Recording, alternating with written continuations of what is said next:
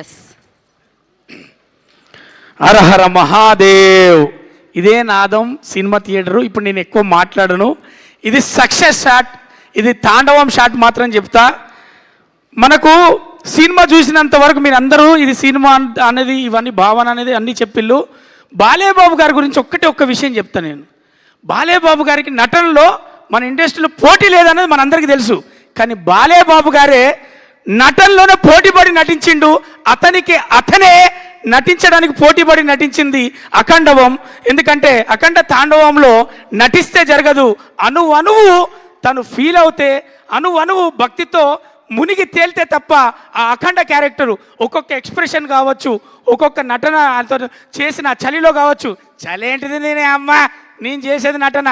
ఒకటే చెప్తున్నా, తెలుగు మన టాలీవుడ్లో నందమూరి రాముడు, మనకు నందమూరి తారక రాముడు ఎలా అయితే బాధ్యతగా మనకు సినిమాలు అందించాడో, తన తనయుడుగా సినిమాలు అది సాంఘికమైన అది ఏ పాత్రలైనా చేస్తూ ఈరోజు అఖండ తాండవం ద్వారా అతనికి కావలసిన స్థానంలో కూర్చొని మన చేత గౌరవింపబడుతున్నాడు.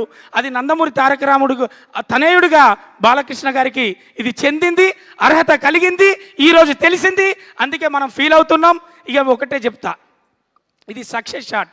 అమ్మా తెలంగాణ ఆడబిడ్డలారా, అక్క చెల్లెలారా, తమ్ముళ్ళారా, మన సర్పంచ్ ఎలక్షన్లు కూడా అయిపోయినాయి.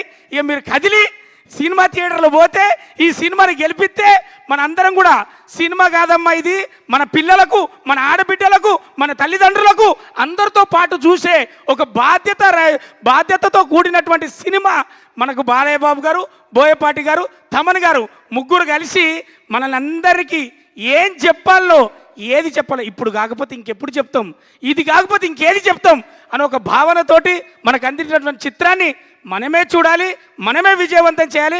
ఆడబిడ్డలకు, అక్క చెల్లెలకు, ప్రేక్షక దేవులందరికీ నేను విన్నవించుకునేది మాత్రం ఇది ఒకటే. Thank you so much. Thank you so much. ఎప్పుడు ఫన్